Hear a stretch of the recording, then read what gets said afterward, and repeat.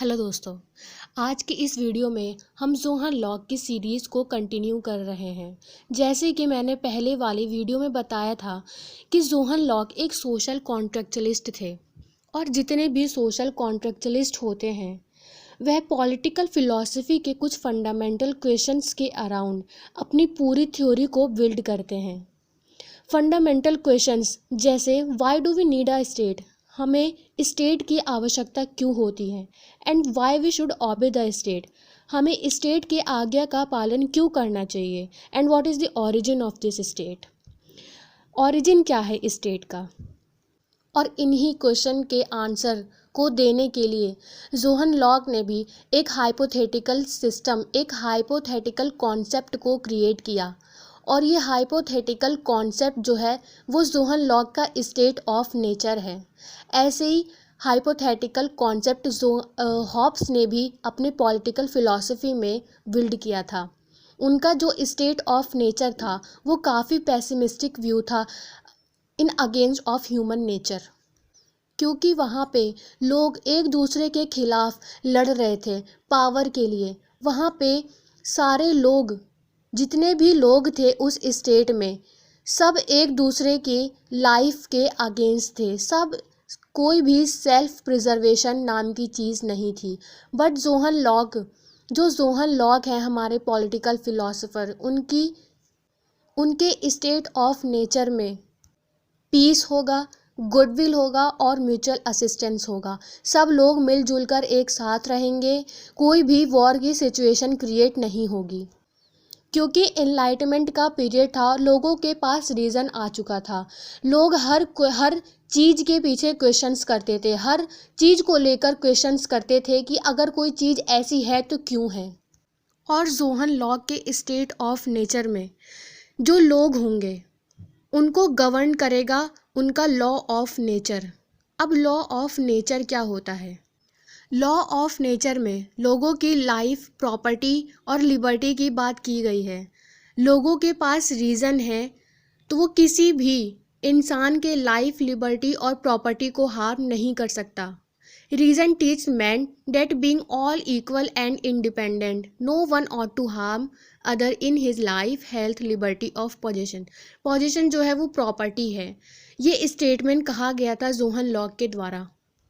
अब जब ज़ोहन लॉक के स्टेट ऑफ नेचर में सब कुछ अच्छा है तो हमें एक कॉन्ट्रैक्ट के बेस्ड पर एक सोसाइटी, सिविल सोसाइटी को निर्माण करने की आवश्यकता क्यों होती है। चलिए हम एक एग्जाम्पल के थ्रू इसका आंसर जानने की कोशिश करते हैं। ज़ोहन के स्टेट ऑफ नेचर में कोई भी व्यक्ति दूसरे व्यक्ति के अधिकारों का वायलेशन नहीं कर सकता।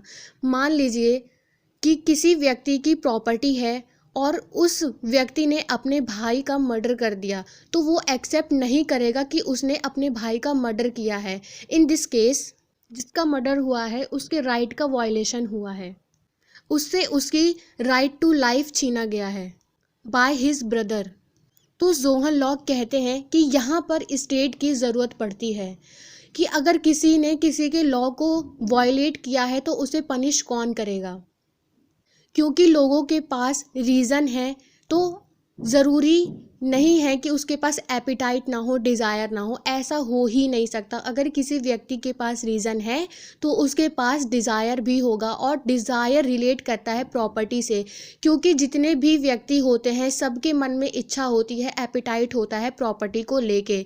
और इसी एपिटाइट के चक्कर में उस व्यक्ति ने अपने भाई का मर्डर किया था और वो एक्सेप्ट नहीं कर रहा था कि उसने मर्डर किया है। इस केस में हमें स्टेट की ज़रूरत पड़ती है उस व्यक्ति को पनिश करने के लिए।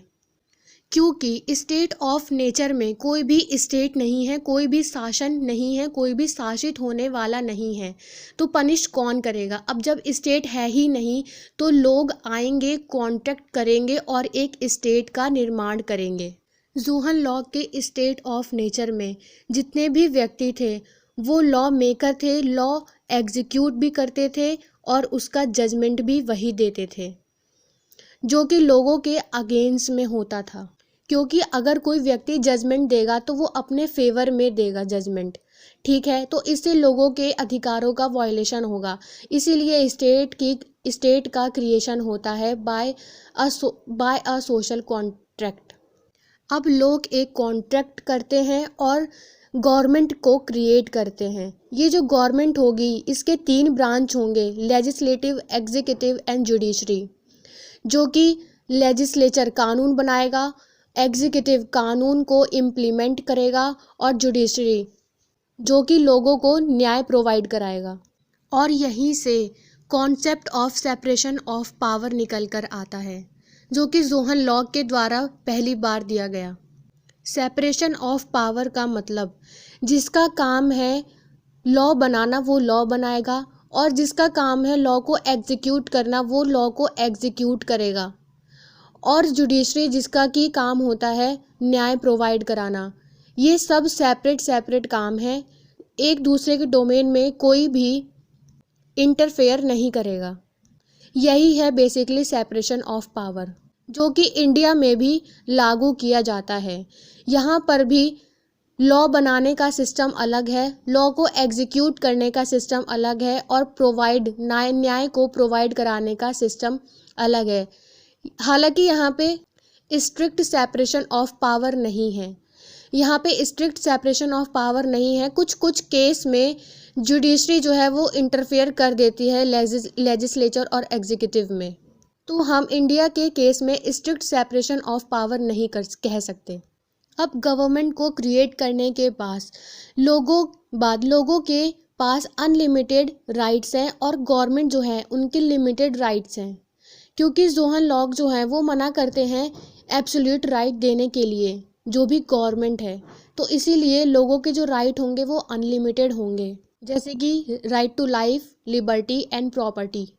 गवर्नमेंट किसी भी केस में लोगों की लाइफ, लिबर्टी और प्रॉपर्टी को नहीं छीन सकता, और गवर्नमेंट कोई भी ऐसा कानून नहीं बना सकती जो कि लोगों के अधिकार के विरुद्ध हो। अब यहाँ पे जो मेथड चूज़ किया जाता है गवर्नमेंट को क्रिएट करने के लिए, वो मेथड होता है कॉन्स्टिट्यूशनल मेथड। एक इलेक्शन के थ्रू यहाँ पे लोग पार्लियामेंट में बैठते हैं। सबसे पहले लोगों ने एक कॉन्ट्रैक्ट किया, और कॉन्ट्रैक्ट करने के बाद एक गवर्नमेंट को फॉर्म किया, और उनमें से कुछ व्यक्ति को इलेक्ट किया गया जो कि उन्हें रिप्रेजेंट करेगा पार्लियामेंट में। और जो गवर्नमेंट क्रिएट की जाएगी वो मेजॉरिटी के बेसिस पे क्रिएट की जाएगी। जो भी पार्टी मेजॉरिटी में होगी वो गवर्नमेंट को फॉर्म करेगी। और इसके बाद से ही कॉन्सेप्ट निकल के आया था डेमोक्रेसी का, जो कि हमारे इंडिया में भी लागू होता है। हमारे इंडिया में भी डेमोक्रेसी के बेस्ड पर गवर्नमेंट चुन के आती है। बेसिकली यही था जोहन लॉक का सोशल कॉन्ट्रैक्ट।